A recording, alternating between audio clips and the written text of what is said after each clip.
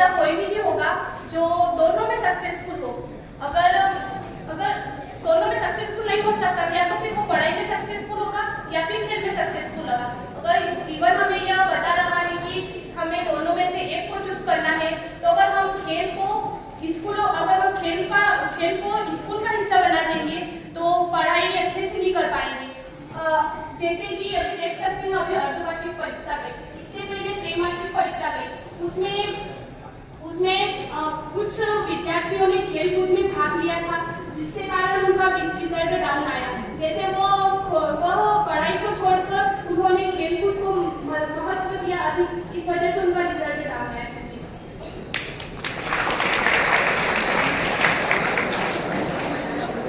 विद्यार्थी इसके पक्ष में बोलने के लिए आए।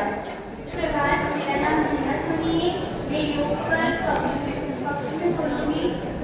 योग करने से हमारा शारीरिक और मानसिक दोनों ही स्वास्थ्य अच्छा बना रहता है। योग करने से हम तनाव मुक्त रहते हैं। योग करने से हमें बहुत सारे लाभ होते हैं। योग करने से हमें स्वास्थ्य अच्छा बना रहता है, हमारा स्वास्थ्य। और योग करने से हमारा पाचन तंत्र सही रहता है और हमें बीमारियों से ग्रस्त नहीं हो पाते हैं। धन्यवाद।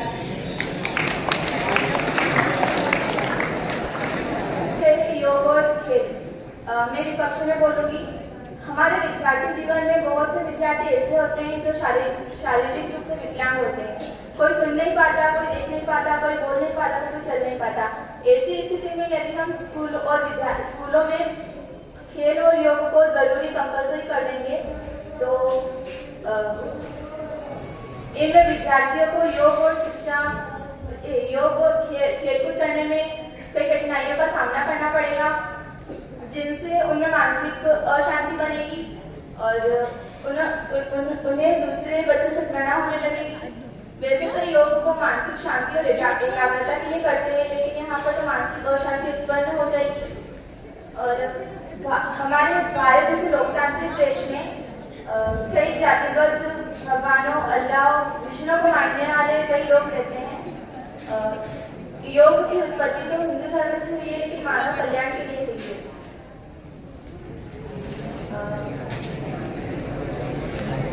हमें खेल और योग को एक कर दिया जाए तो विद्यार्थियों को इसमें पार्टिसिपेट करना पड़ेगा, लेकिन कुछ विद्यार्थी तो पहले ऐसे होते हैं जो इस चीज़ से खुश नहीं होते।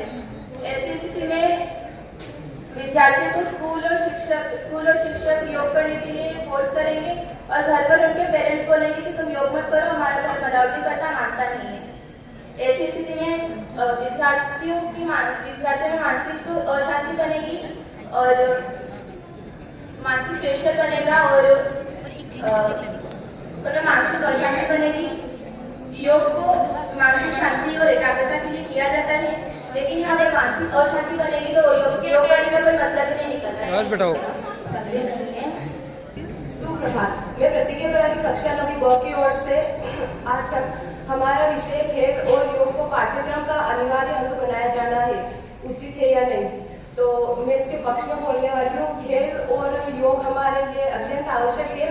खेल और योग को पाठ्यक्रम का हिस्सा बनाया जाना चाहिए, क्योंकि खेल से हमारा मानसिक शारीरिक विकास होता है, योग से हमारी पाचन शक्ति, संवेदनशीलता बढ़ती है और योग से शारीरिक विकास होता है। खेल से हमारी ऊर्जा संग्रहण और अनेक चीज़ों में वृद्धि होती है। खेल और योग हमारे लिए अत्यंत आवश्यक है। धन्यवाद। अब विपक्ष में बोलने के लिए आ जाए। कुमार, कक्षा 9वीं स की ओर से हूँ। मेरा विषय है खेल एवं योग को शिक्षा के क्षेत्र में आगे बढ़ाना उचित है या नहीं। मैं विपक्ष में बोलना चाहूँगी। हम हमारे भारतीय एजुकेशन सिस्टम को देखें तो उसमें एमपी बोर्ड का रिजल्ट 10वीं में 80% रहा है, 12वीं में 90% रहा है। मतलब कि सिर्फ 70-80% बच्चे ही पास हो पाए। हमें पास होने के लिए 33% नंबर की आवश्यकता होती है। ऐसे में कई बच्चे ऐसे हैं जिन्हें 33% नंबर आने में दिक्कत हो रही है। ऐसे में हम अगर खेल एवं योग को भी इसमें ऐड करते तो उनके लिए पास होना भी मुश्किल हो जाएगा। हमें योग में ध्यान केंद्रित करने के लिए हाई लेवल टीचर की आवश्यकता होती है, जिससे अलग से फीस लगेगी। और कई बच्चे ऐसे हैं जिनकी आर्थिक स्थिति पहले से ही खराब है। ऐसे में अगर उन्हें अलग से फीस देनी पड़ जाए तो उनके माता पिता उनको पढ़ाना बंद कर देंगे।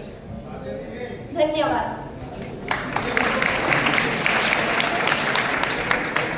अगला बच्चा अजय पक्ष में बोले।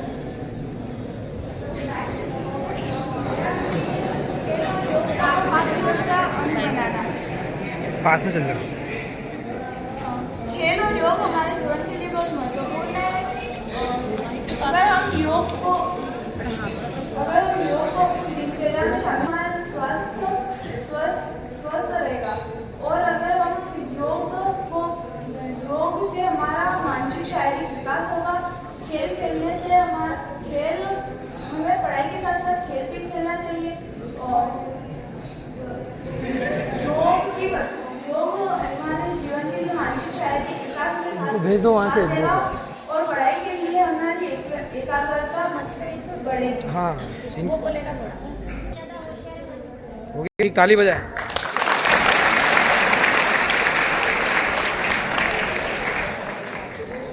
मेरा नाम मुस्कान गुजर, मैं क्लास 9 की ओर से योग और खेल हमारे लाइफ में किस प्रकार महत्वपूर्ण भूमिका निभाते हैं मैं पक्ष में बोलूंगी। कई बार हमें ये प्रॉब्लम होती है कि हम परीक्षा में याद करते हैं लेकिन परीक्षा में उपस्थित होते हैं और हम वो सभी भूल जाते हैं। यदि हम सुबह उठकर योग करेंगे, हम ओम का उच्चारण करेंगे, गायत्री मंत्र बोलेंगे तो हम परीक्षा में पूरे अंकों से प्राप्त करेंगे और उत्तीर्ण होंगे। और अगर हम पढ़ाई करते रहेंगे और खेल नहीं खेलेंगे तो इससे हम बोर हो जाएंगे। और अगर हम खेल खेलते रहेंगे और पढ़ाई नहीं करेंगे तो हम पढ़ाई में पीछे रह जाएंगे। तो खेल और योग हमारी जिंदगी में बहुत ही ज्यादा महत्वपूर्ण भूमिका निभाते हैं। हम सुबह उठते हैं तो हमें सबसे पहले योग करना चाहिए जिससे हमारा माइंड फ्रेश हो सके। हमारा माइंड फ्रेश होगा तभी हम पढ़ाई कर पाएंगे। धन्यवाद।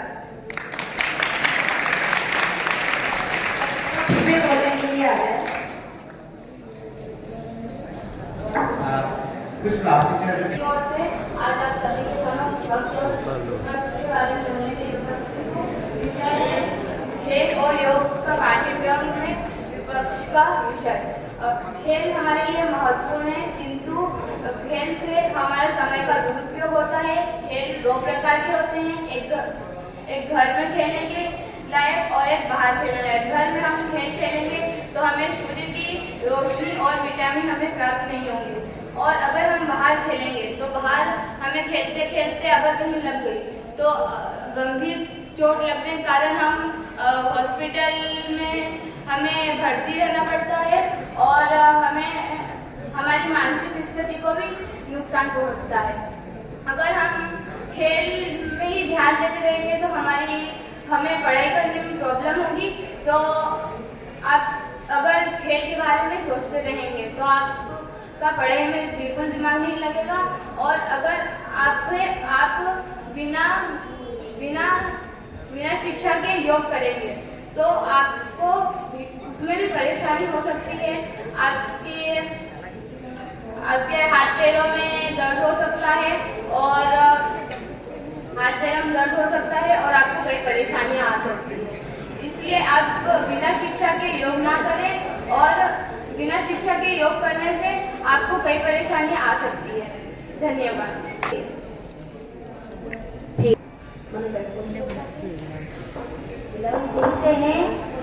वैसे तो ये विषय कक्षा कंपटीशन केवल 9th का है पर ये बोलना चाहते हैं उसके पक्ष में। ठीक, इन्होंने जिस प्रकार बताया कि हमारे खेल के कारण जो हमारे चोट लग सकती है और हम हॉस्पिटल में भर्ती हो सकते हैं, तो इसके लिए योग जो हमारे स्वास्थ्य को मेंटेन रखता है, खेल के साथ योग भी जरूरी है। इसलिए जो आपने बोली बात कि खेल से हम हॉस्पिटल में भर्ती हो सकते हैं, तो उसके लिए मैं यही कहना चाहूँगा खेल के साथ योग भी जरूरी है। धन्यवाद। जया पवन कुमार 10 से 10वीं के विद्यार्थी जिनका नाम मैं बुला रही हूँ वे आ जाएं। Mahavir Singh, Rajnandini class 10C, Mahavir Singh Rajnandini class 10C। 10th B के हैं अमित रमेश चंद्र और अनीशा। 10th D से है अनीश और सुनील। 10th E से यशपाल, दर्शील, प्रियांशी, श्रद्धा, पूजा और दीपेश।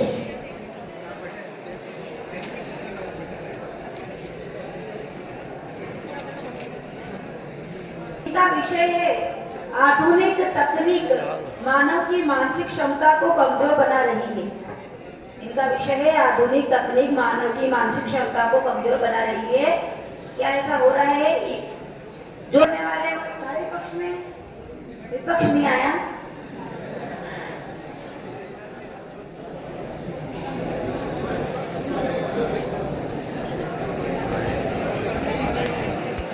ये कक्षा 10वीं के लिए विषय था।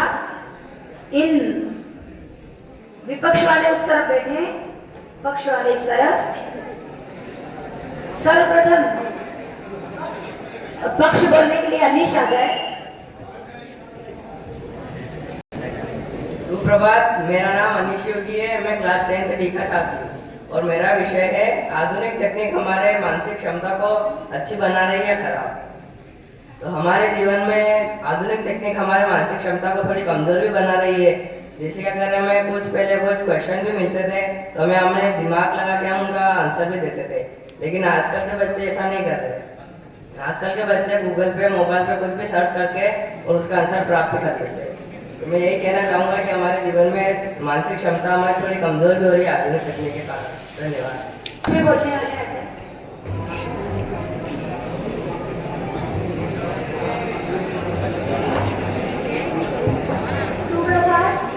मैं प्यारी पाटीदार कक्षा 10वीं की छात्रा आपके समक्ष इस टॉपिक के विपक्ष में खड़ी हूँ। ये कहना उचित नहीं होगा कि आधुनिक तकनीक हमारे जीवन में हमारे मतलब जो मानसिक क्षमता है उसको कमजोर बना रही है। बच्चे गूगल पर सर्च करते हैं लेकिन उससे बहुत सारे फायदे भी हो रहे हैं। लाइक पहले के ज़माने में किसी भी चीज़ के बारे में सर्च करने के लिए, रिसर्च करने के लिए हमें लाइब्रेरी में जाके ढेर सारा समय व्यतीत करना पड़ता था। उससे हमारा समय भी बहुत ज़्यादा लगता था और हमें जो भी चीज़ की जानकारी चाहिए होती थी वो भी बिल्कुल सटीक नहीं मिल पाती थी। लेकिन आज के ज़माने में गूगल की सहायता से बच्चे जानकारी को जल्दी जान पा रहे हैं। और पहले के ज़माने में पढ़ाई करने के लिए बच्चों को दूर दूर जाना पड़ता था, लेकिन आज के ज़माने में तकनीक होने की वजह से बच्चे पढ़ाई भी आसानी से कर पा रहे हैं और ये हमारी मानसिक क्षमताओं को बढ़ावा दे रही है। इससे कोई नुकसान नहीं है। पहले के ज़माने में पत्र लिखने पड़ते थे और आज के ज़माने में कंप्यूटर का पूरा युग है। बच्चे नई नई भाषाएं सीख रहे हैं कंप्यूटर की, जैसे कि पाइथन, C++, जावा। इसकी वजह से हमारा मानसिक विकास ज़्यादा गति हो रही है उसमें। और ये कहने में बुराई नहीं होती कि मतलब मानसिक क्षमताएं जो है वो तकनीक के कारण बढ़ रही है, घट नहीं रही है। सुप्रभात सभी को। मैं महावीर सिंह क्लास 10 से इस वाद विवाद प्रतियोगिता में पक्ष की ओर से आया हूँ। हमारा टॉपिक है मानव विकास में आधुनिक तकनीक किस प्रकार से हमारे मस्तिष्क की क्षमता को कमजोर बना रही है। तो ये बात सही है कि आधुनिक तकनीक हमारे मस्तिष्क को कमजोर बनाती जा रही है। जैसे कि हमारे आधुनिक तकनीक में सबसे मुख्यतः चीज है मोबाइल, स्मार्टफोन, जो कि सबके पास है आज के ज़माने में। सब अपने मोबाइल का यूज़ करके अपने दिमाग को कमजोर बना रहे हैं। जैसे कि पहले के समय में सारा कैलकुलेशन आप अपने दिमाग से ही कर लेते हैं। आज आपके पास हाथ में मोबाइल है, सारा कैलकुलेशन आप मोबाइल से करते हैं। और इसके बाद ज़्यादातर गेम्स, जो भी गेम्स खेलते हैं आप सब मोबाइल में खेलते हैं। सब मोबाइल के अंदर ही आ रहा है। आप आउटडोर गेम हो या इंडोर गेम हो, क्रिकेट जैसे देखने जाते ही नहीं आजकल, सब मोबाइल पे देख रहे हैं। उससे क्या आपकी आंखें कमजोर हो रही है, मोबाइल देखने से बहुत सारे नुकसान हो रहे हैं और मस्तिष्क तो कमजोर हो ही रहा है। तो आप क्या करें कि पक्ष कमजोर बना रही है ना, यूं पक्षम टॉपिक ये नहीं तो कमजोर बना रहे हैं।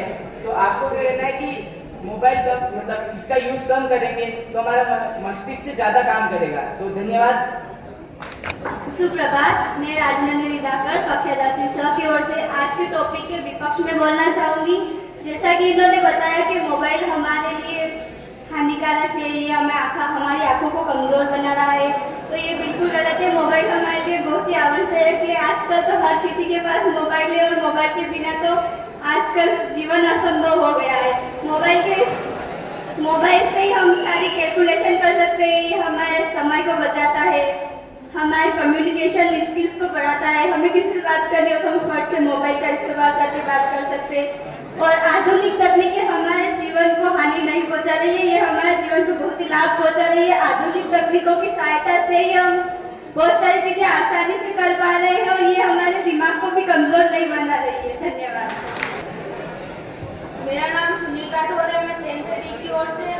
मेरा टॉपिक है आधुनिक तकनीक मानव के मस्तिष्क को कमजोर बना रही है। मैं इसके पक्ष में राठौर है, मैं 10th डी की ओर से हूँ। मेरा विषय ये है आधुनिक तकनीक मानव के मस्तिष्क को बना रही है।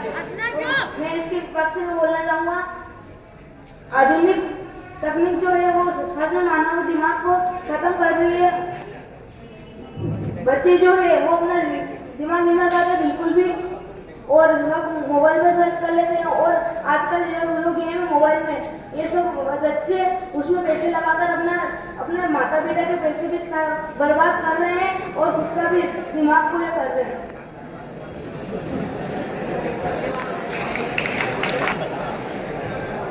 सुप्रभात आदरणीय प्राचार्य महोदय, सम्मानीय शिक्षकगण एवं मेरे प्रिय सहपाठी। मैं पूजा पाटिल क्लास 10th ई की ओर से, और मेरा टॉपिक है आधुनिक तकनीक, और मैं इसके पक्ष में बोलना चाहती हूँ। जैसा कि इन्होंने बताया है कि मोबाइल हमारे जीवन में बहुत ही खराब तरीके से है, लेकिन वो हमारे जीवन में खराब नहीं है। वो हमारे हाथ में है कि हम उसका किस प्रकार प्रयोग करते हैं। हम जैसा कि आप लोग जानते हैं, पहले के ज़माने में हमें मैसेज भेजने में बहुत ज़्यादा टाइम लगता था, लेकिन अब हम मोबाइल की वजह से मैसेज बहुत जल्दी भेज सकते हैं और इंटरनेट का उपयोग करके हम लोग बहुत सारी भाषाएं और सीख सकते हैं। धन्यवाद। सम्मानित शिक्षक एवं मेरे सहपाठी, मैं अभी 4 क्लास 10th बी का छात्र। मेरा विषय है आधुनिक तकनीक मानव की मानसिक क्षमता को कमजोर बनाना। जिसके मैं विपक्ष में बोलना चाहता हूँ कि आधुनिक तकनीक मानव के लिए बहुत जरूरी होती है। जैसे हमें कुछ भी ज्ञान प्राप्त करना होता है, किसी भी विषय के बारे में कुछ जानकारी चाहिए रहती है, तो हम इस पर तुरंत गूगल को खोल के सर्च करके तुरंत प्राप्त कर सकते हैं। आधुनिक तकनीक से हम कोचिंग भी चला सकते हैं और भी बहुत से इसके फायदे रहते हैं, और इससे हमारा बहुत सा समय भी बच जाता है। जैसे कि हम पहले पढ़ाई के लिए कुछ भी क्वेश्चन आंसर ढूंढना चाहें या कुछ भी विषय में कुछ पढ़ना चाहें तो हमें बहुत ढूंढना पड़ता है, लेकिन मोबाइल की सहायता से हम उससे कुछ क्षण में ही प्राप्त कर सकते हैं, जल्दी से पढ़ सकते हैं, उससे हमारा समय बहुत बच जाता है।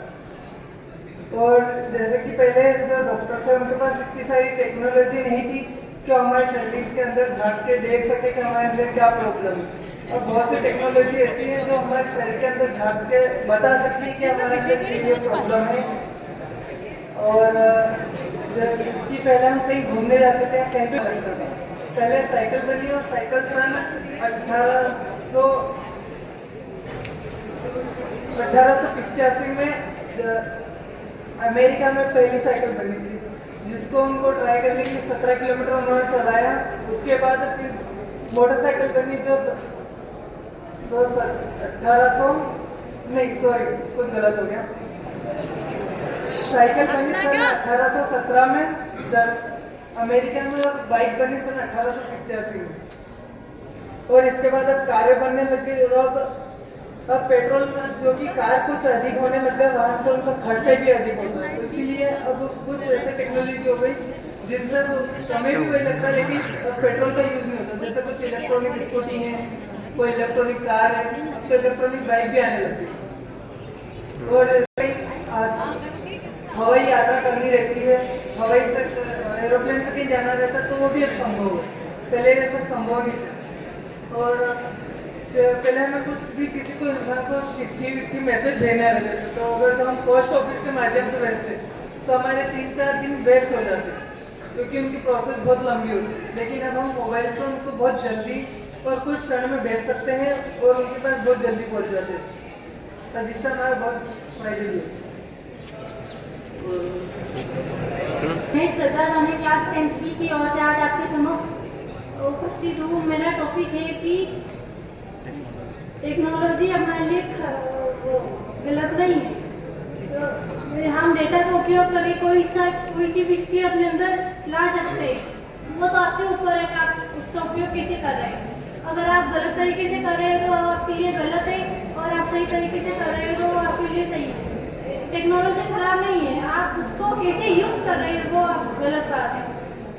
और आप कोई सी भी अपने अंदर पहले के ज़माने में सारे डॉक्टर्स अपने अंदर की सारी चीज़ें नहीं ये कर पा रहे थे, वो स्कैन नहीं कर पा रहे थे। आज के ज़माने में CT स्कैन, MRI बहुत सारी तकनीक आ गई है। Thank you. 11th के बच्चे यहाँ आके बैठ जाए। लखन भाटी, भूमिका पाटीदार, ऋतुराज, कुलदीप, डिम्पल, मनीषा, मुस्कान, विष्णु, वेदिका, पूनम, ये बच्चे मंच पे आके बैठ जाए और लेके करके पक्ष और विपक्ष में आके अपने बच्चे आना बोले आगे। ऋतुराज और कुलदीप।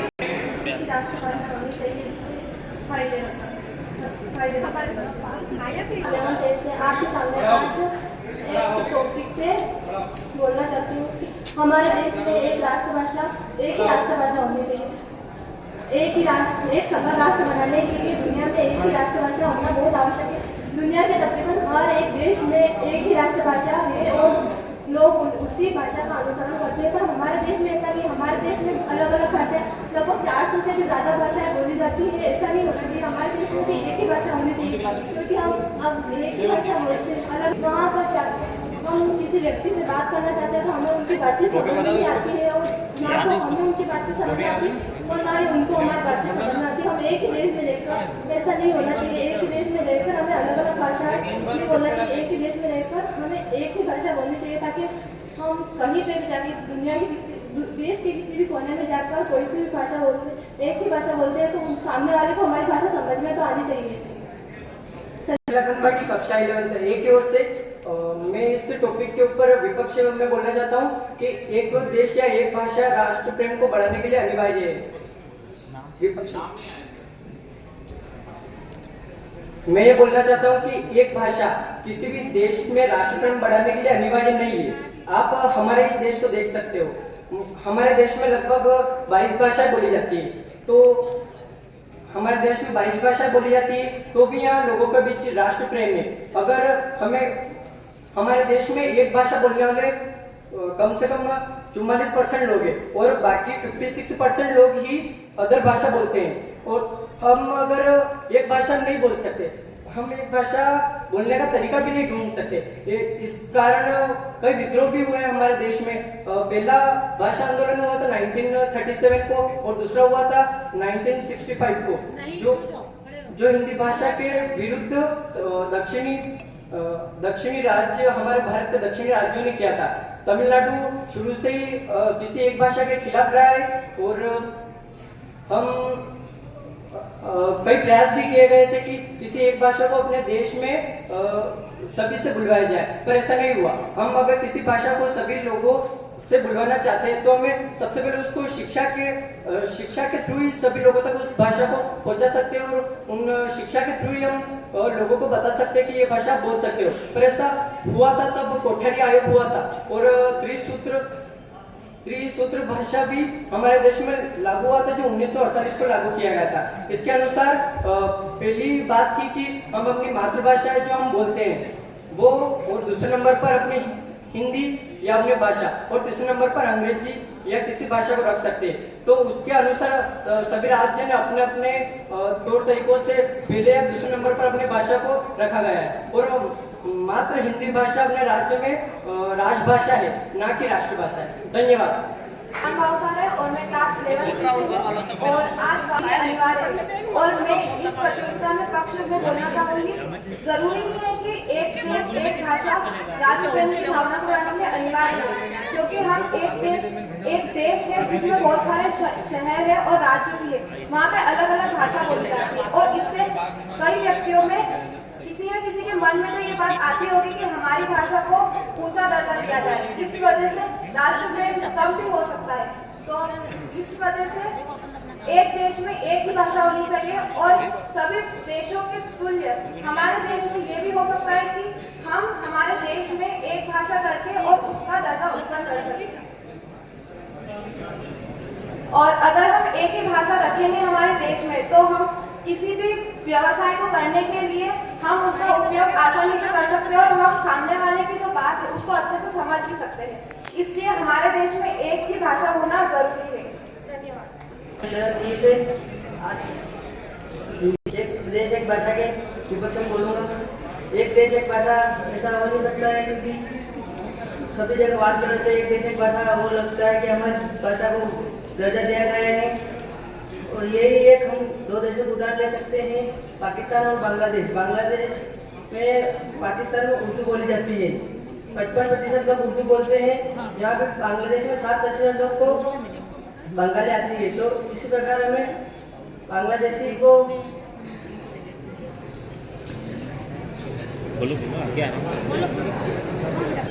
राष्ट्र प्रेम नहीं हो सकता है। धन्यवाद। सुप्रभात, मेरा नाम विकल गुरी है, मैं क्लास 11C से हूँ। विकल गुरी है, मैं क्लास 11C से हूँ।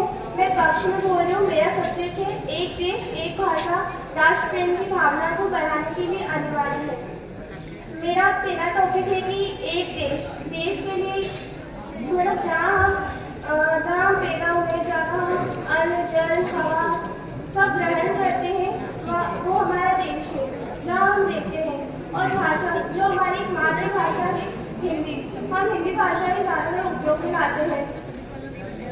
और राष्ट्र प्रेम के लिए मैं बोलना चाहूँगी कि राष्ट्र प्रेम में जो जिसको राष्ट्र प्रेम होता है वो जैसे कि हमारे राष्ट्र के लिए रानी लक्ष्मीबाई, महाराणा प्रताप, इन हमें राष्ट्र प्रेम था तो वो देश के ऊपर बलिदान हो गए, उन्होंने शहीद हो गए अपने देश के लिए। और बस थैंक यू। सुप्रभात, मैं पूनम परमार क्लास 11C की ओर से आप सभी के सामने मेरा टॉपिक है। मैं बच्चे की तरफ मेरा टॉपिक एक देश एक भाषा है।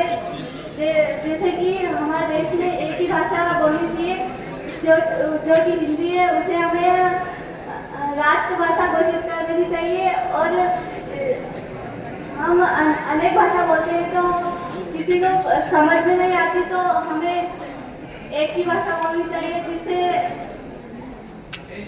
हमें समझ में आ सके। धन्यवाद। सुप्रभात उत्कृष्ट, मेरा नाम सारांश कुमार है। मैं पक्ष की तरफ से बोलूँगा। मेरा विषय है एक राष्ट्र एक भाषा। एक राष्ट्र एक भाषा राष्ट्र भावनाओं के लिए अनिवार्य है कि नहीं। सबसे पहले मैंने कहा है कि एक राष्ट्र एक भाषा, इसका मतलब ये नहीं है कि एक ही भाषा। यहाँ विषय है एक राष्ट्र एक भाषा। एक राष्ट्र एक भाषा, ना कि एक ही भाषा। यानी कि हमारे देश में, राष्ट्र में, किसी देश में कई तरह की भाषा बोली जाती है, परंतु यहाँ एक राष्ट्र एक ही भाषा की बात नहीं कही है, एक भाषा की बात करी। मतलब कि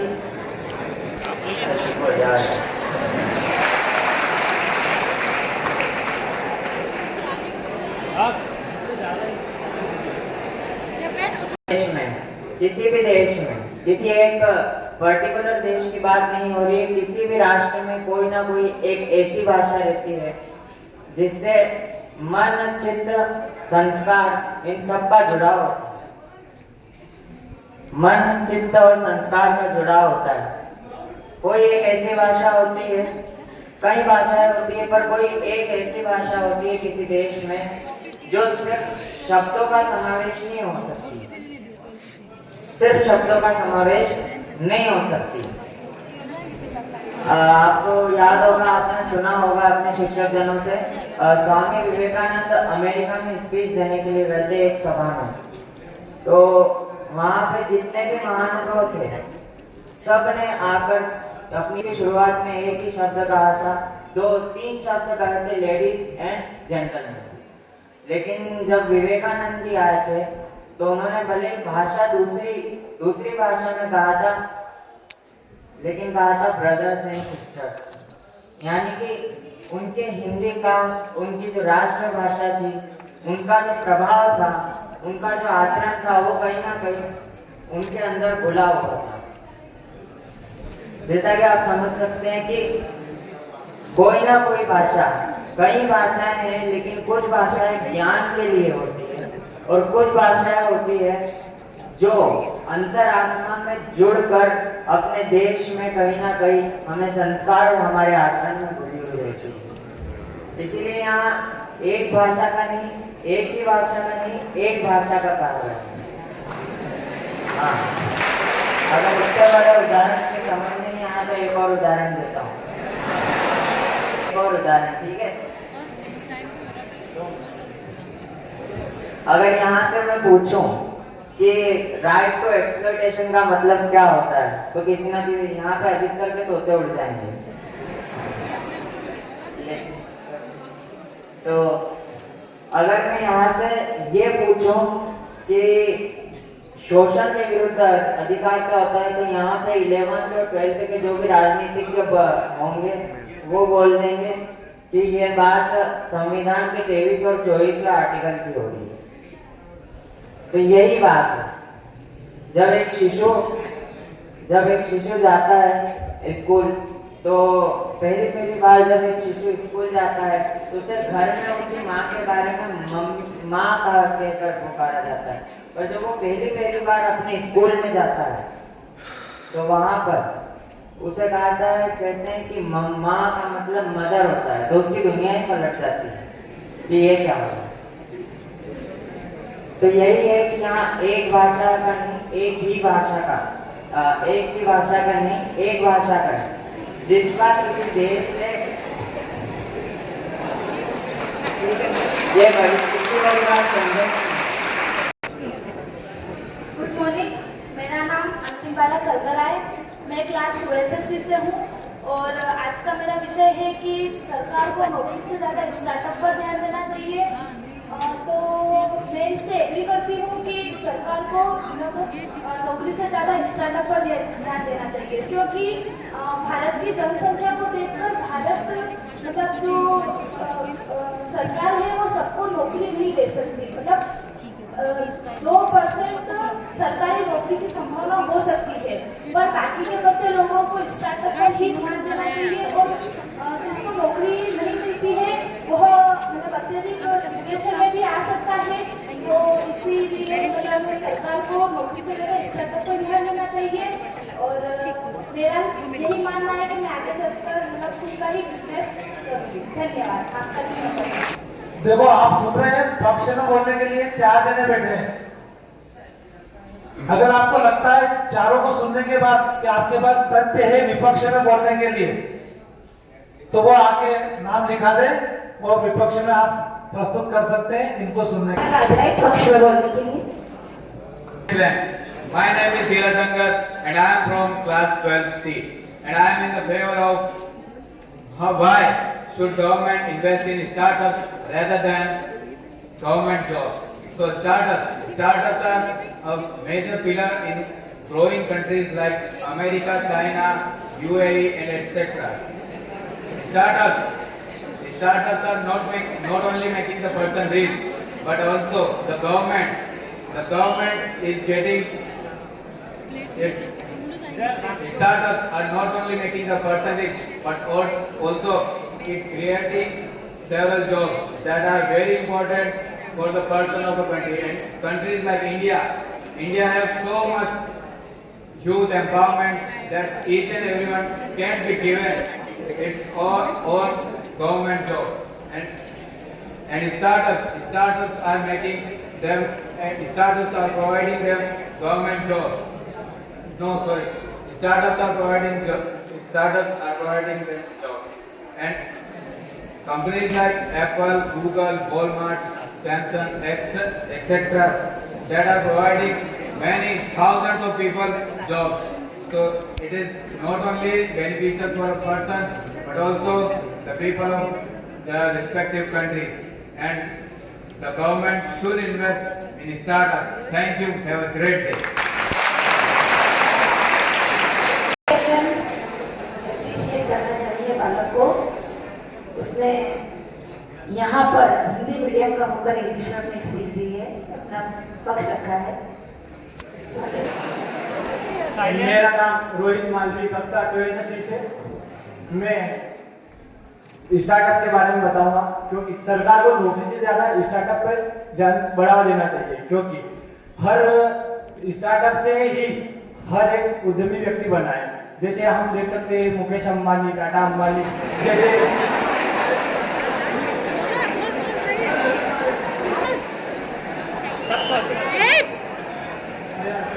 कोई भी आवाज नहीं करें। मुकेश अंबानी, टाटा अंबानी जैसे भी यही एक उद्यमी व्यक्ति है। हर सरकारी नौकरी करने वाला सिर्फ वो सुव्यवस्थित जीवन जी सकता है ना, और उद्यमी व्यक्ति के पास जैसे BMW, ऑडी, फॉर्च्यूनर जैसे आगे में होता है, क्योंकि सरकारी नौकरी बहुत सीमित पैसों के लिए होती है। और मतलब स्टार्टअप में ऐसा कोई फिक्स नहीं है। जैसे हम यहीं का उदाहरण लेते हैं, हमारे गुप्ता कचौरी वाला,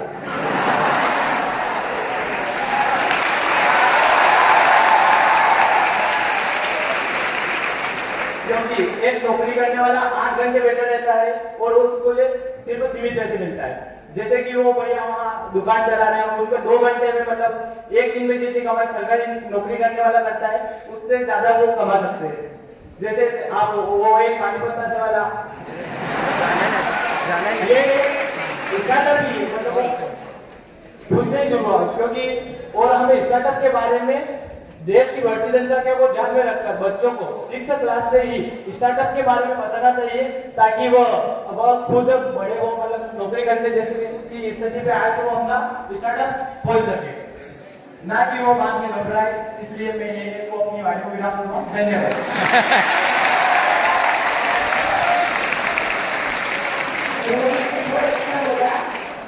सरकारी नौकरी से सीमित व्यवस्थाएं की जा सकती है, मगर स्टार्टअप से असीमित धन कमाकर असीमित व्यवस्थाएं बनाई जा सकती हैं। अगला बालक है। मेरा नाम चित्तू गंधर्व है। मैं सरकार को नौकरी से ज्यादा स्टार्टअप की ओर ध्यान देना चाहिए, इसके पक्ष में बोलूंगा, क्योंकि भारत सरकार जो है देश के प्रत्येक व्यक्ति को रोजगार नहीं दे सकती, और भारत सरकार के पास इतनी रोजगार व्यवस्था भी नहीं है जो हर एक व्यक्ति के लिए हो। और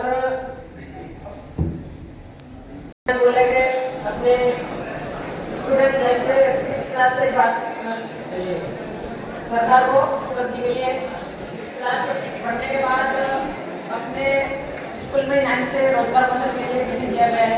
IT से इसमें कई कम्युनिकेशन स्किल्स है, इससे अपन अपना रोजगार शुरू कर सकते हैं। धन्यवाद।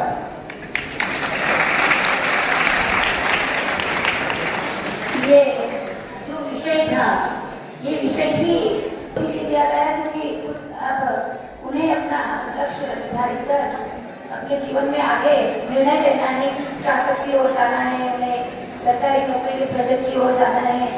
तो बहुत ही अच्छा बोला बच्चों ने। 12वीं के और भी बच्चों को बढ़ जाता इस विषय में बोलना चाहिए था, और भी बच्चों को भाग लेना चाहिए था, क्योंकि बहुत अच्छा विषय उन्हें दिया गया था 12th क्लास के स्टूडेंट्स को। गुड मॉर्निंग एक्सीलेंस, मेरा नाम शिखा पाटीदार है, क्लास 12th C है। मैं आज का टॉपिक है सरकार को नौकरी से ज्यादा बिजनेस पर ध्यान देना चाहिए। मैं इसके विपक्ष में बोलना चाहूंगी। हर कोई बिजनेस नहीं कर सकता है, इसके लिए हमें इन्वेस्ट करना पड़ता है। बिजनेस के लिए बहुत पैसों की जरूरत होती है, जो कि हर किसी के पास नहीं होता है। लेकिन नौकरी के लिए हमें एजुकेशन की जरूरत होती है। एजुकेशन कैसे भी कर सकते हैं। आजकल हमें सरकार एजुकेशन पर लोन दे रही है, वो भी बिल्कुल फ्री में। मतलब हम अगर पढ़ाई कर लेंगे, अच्छे से पढ़ लेंगे, नौकरी कर लेंगे, तो वो लोन हमें वापस बाद में अगर हमें नौकरी मिल जाएगी तो उसके बाद हम उसे चुका सकते हैं। लेकिन बिजनेस करने के लिए पहले पैसे की जरूरत होती है, जो कि हमारे पास अवेलेबल नहीं हो सकता है, हर किसी के पास नहीं हो सकता है, हर कोई अमीर नहीं हो सकता है। इसलिए नौकरी हमें आसानी से मिल जाती है, इससे भी हमें प्रॉफिट होता है, हमें सैलरी भी अच्छी मिल सकती है। और बिजनेस में मतलब बहुत ज्यादा माइंड डेवलप होने की जरूरत होती है, जो कि हर किसी में नहीं होता है। और इसलिए हमें नौकरी पर ज्यादा ध्यान देना चाहिए, उसके लिए एजुकेशन की ही आवश्यकता होती है। बस नौकरी हमें किसी भी फील्ड में मिल सकती है, कैसे भी मिल सकती है, इसलिए हमें नौकरी पे ज्यादा ध्यान देना चाहिए। बिजनेस हर कोई नहीं कर सकता है। धन्यवाद। यदि और भी कोई विद्यार्थी है जो विपक्ष में बोलना, सुप्रभात सभी को। तो मैं विपक्ष की तरफ से आया हूँ और आज का टॉपिक है कि सरकार को सरकारी नौकरी से ज्यादा बिजनेस पर ध्यान देना चाहिए। अगर सभी को बिजनेस करना होता तो आज कोई गरीब नहीं होता, और अगर कोई सरकारी नौकरी नहीं करना चाहता है तो वो आज कॉमर्स से अगर बिजनेस करना है उससे तो वो कॉमर्स सब्जेक्ट करेगा, और सभी आज कॉमर्स में होते हैं। और जो विद्यार्थी आर्ट्स साइंस और जो मैथ्स में जा रहे हैं उनको मैं बताना चाहूँगा, अगर आपको बिजनेस से करना है तो कॉमर्स से लीजिए, कॉमर्स में जाइए। क्यों दूसरा सब्जेक्ट लेकर अपना समय बर्बाद कर रहे हैं। और यदि हंसने वाली बात नहीं है, अगर बिजनेस अगर आप बन भी गए तो उसमें इन्वेस्ट करना पड़ता है, बात सही थी, इन्वेस्ट करना पड़ता है।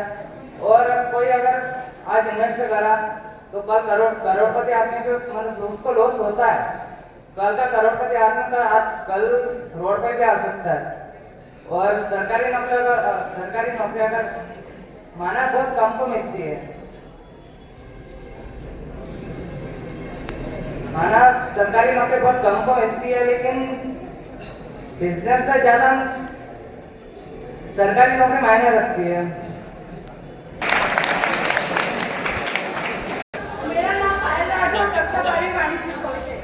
मैं इसके विपक्ष में बोलना चाहती हूँ, अगर सभी अपना स्टार्टअप स्टार्ट करेंगे तो सरकारी नौकरियाँ जैसे कि टीचर, अगर सभी विद्यार्थी जो भी पढ़ाई कर रहे हैं अगर वो सभी अपना स्टार्टअप स्टार्ट करेंगे तो भविष्य में टीचर कौन बनेगा? पढ़ाई मतलब हमें पढ़ाएगा और इसकी भी एक समस्या होगी। और स्टार्टअप करने के लिए ऐसा जरूरी नहीं है कि पूंजी आवश्यक है, पूंजी यानी कि पैसा। इसके लिए हम RBI जैसी SBI जैसी बैंकें हैं जो व्यवसाय के लिए हमें ऋण प्रदान कर सकती है। इसके लिए हमें कला होनी चाहिए, पैसा जरूरी नहीं है। पैसे के लिए बैंकें हैं जो आपको लोन प्रदान कर सकती है। अभी जितने भी स्टूडेंट हैं जो बायो या मैथ्स में पढ़ रहे हैं वो सब 12th के बाद अपने स्टार्टअप स्टार्ट करेंगे तो डॉक्टर, नर्सिंग और इंजीनियरिंग कौन करेगा? कॉमर्स वाले जितने भी विद्यार्थी हैं उनके पास व्यवसाय करने की अपनी एक कला है, वही आगे जाके अपना स्टार्टअप कर सकते, मतलब सही से कर सकते। जो बायो वाले विद्यार्थी है जिसने अभी बायो लिया है, अगर वो आगे जाके अपना स्टार्टअप स्टार्ट करेंगे तो नर्सिंग और डॉक्टर जैसे कौन करेगा? भविष्य में डॉक्टर, इंजीनियर सभी का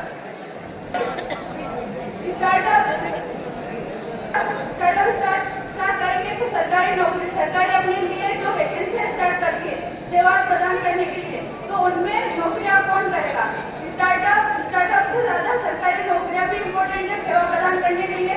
अगर हम सेवा प्रदान करते हैं उसमें हमारा नाम होता है सरकारी नौकरियां, उनमें चाहे पैसे कम हो लेकिन हमारा नाम पता है कि वो व्यक्ति आज कलेक्टर है या कुछ और। धन्यवाद।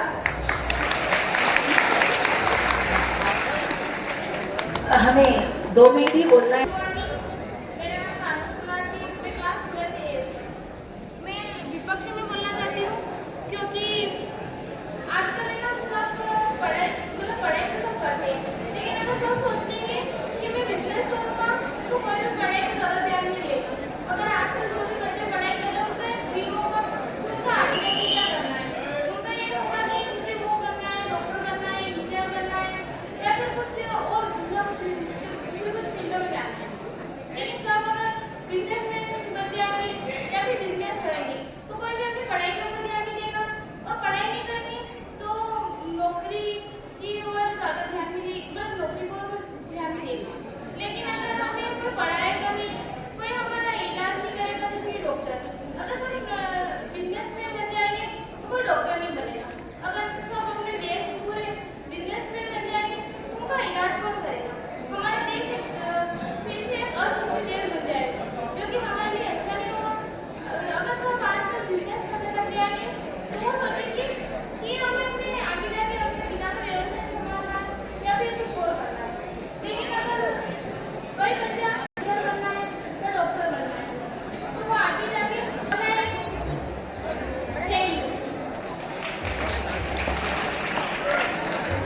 तो एक ओर से आपके सामने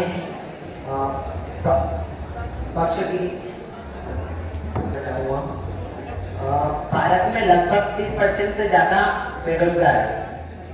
अगर उसमें से लगभग 2 से 3% भी अगर खुद का स्टार्टअप शुरू करे और लगभग अन्य लोगों को भी एम्प्लॉयमेंट दे तो भारत लगभग गरीबी की स्थिति से दूर ही रहेगा। और भारत के विकास के लिए तो ये बहुत जरूरी है स्टार्टअप। और अभी तो बढ़ना है एंटरप्रेन्योरशिप की, तो बहुत जरूरी है स्टार्टअप में इन्वेस्ट करना सरकार के लिए। धन्यवाद।